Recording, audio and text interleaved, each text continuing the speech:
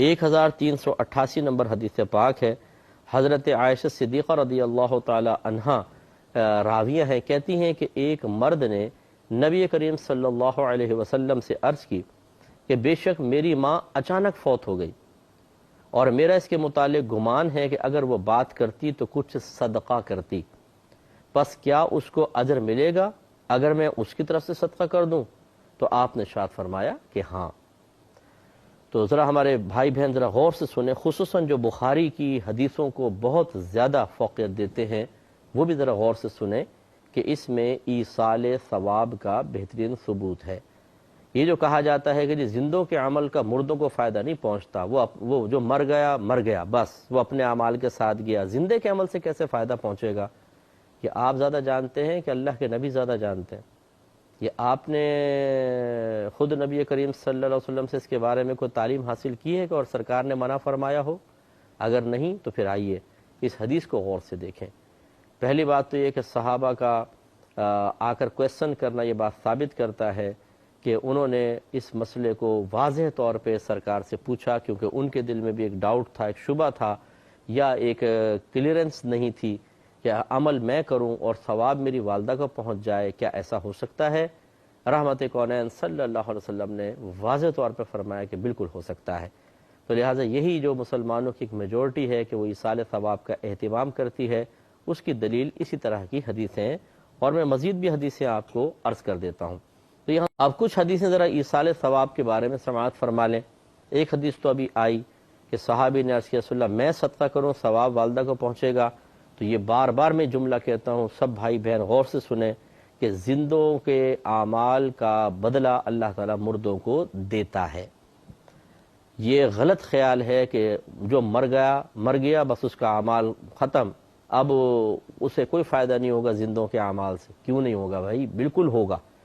شاید آپ کے مردے کو نہ ہو، آپ اگر نہ کرنا چاہیں نہ کریں، لیکن دیگر مسلمانوں کو منع نہ کریں جو اپنے طرز عمل سے اپنے ماں باپ، اپنے بھائی بہن، اپنے ماموں چچا، پھوپھی تایا اور دیگر رشتہ داروں کے لیے راحت کا سامان کر رہے ہوں، درجات کی بلندی کا سامان کر رہے ہوں، عذابات قبر کے دور ہونے، قبر میں جنت کی نعمتوں کے حصول کا سامان کر رہے ہوں، انہیں کم از کم نہ روکے، وہ بالکل جائز کر رہے ہیں۔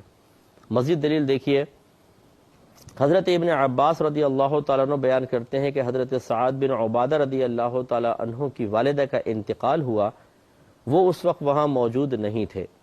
پھر وہ نبی کریم صلی اللہ علیہ وسلم کے پاس آئے اور عرض کیا رسول اللہ صلی اللہ علیہ وسلم میری والدہ کا انتقال ہو گیا اور میں اس وقت موجود نہیں تھا، اگر میں ان کی طرف سے کچھ صدقہ کر لوں تو کیا ان کو اس سے نفع پہنچے گا؟ دیکھیں کویسچن اللہ نے ان سے نکلوائے ہیں، میں تو کہتا ہوں کہ صحیح بات ہے، ان کے دل میں خیال ڈالا، اور بالکل وہ کویسچن جو آج لوگوں کے ذہن میں پیدا ہوتا ہے کہ بھی کان عمل ہم کریں کیا ان کو ثواب پہنچے گا؟ اب نبی نے کیا جواب دیا؟ آپ نے فرمایا کہ ہاں۔ انہوں نے کہا پس بے شک میں آپ کو گواہ بناتا ہوں کہ میرا مخراف نام کا کھجوروں کا باغ ان پر صدقہ ہے، یعنی وہ غریبوں کو دے دیں گے، اب غریب کھاتے رہیں گے اور جب تک کھاتے رہیں گے ثواب میری والدہ کو ملتا رہے گا۔ یہ ان کی نیت تھی، اور یہ صحیح بخاری کی روایت ہے، صحیح مسلم، سنن ابی داؤد، سنن نسائی، سنن ابن ماجہ۔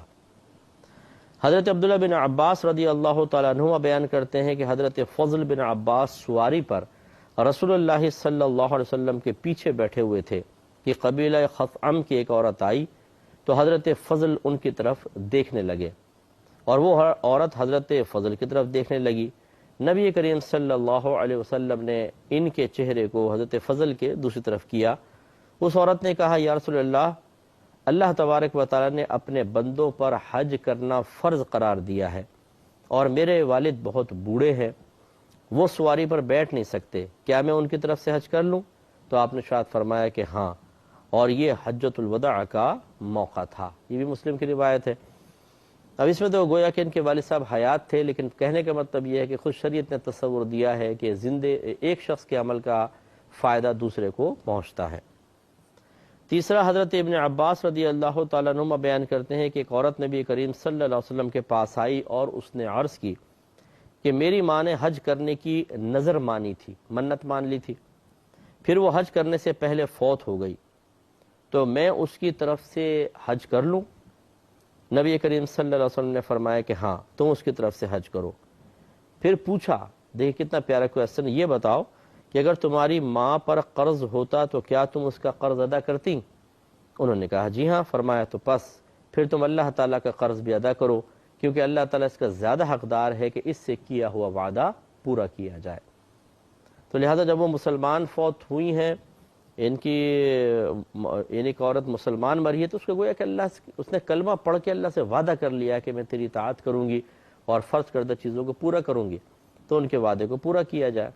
اس سے معلوم ہوا کہ مرنے والا اگر کوئی عمل میں کوتاہی کر کے چلا جاتا ہے اور زندہ اس کو تدارک کرنا چاہیں تو یہ بھی ممکن ہے، علم ہونا چاہیے۔ صحیح مسلم کی روایت ہے کہ حضرت عائشہ صدیقہ رضی اللہ تعالیٰ عنہ بیان کرتی ہیں کہ رسول اللہ صلی اللہ علیہ وسلم نے ایک سینگ والے مینڈھے کو لانے کا حکم دیا۔